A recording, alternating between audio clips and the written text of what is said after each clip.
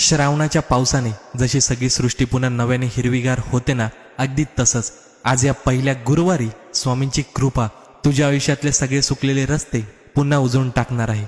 जे मागे सुटले त्याचा विचार करणं आता सोडून दे. आता फक्त तुझ्या आयुष्यात यशाचा पाऊस पडणार आहे. तू फक्त तुझी भक्ती प्रामाणिक ठेव, बाकी सगळं अक्कलकोटच्या राजावर सोडून दे.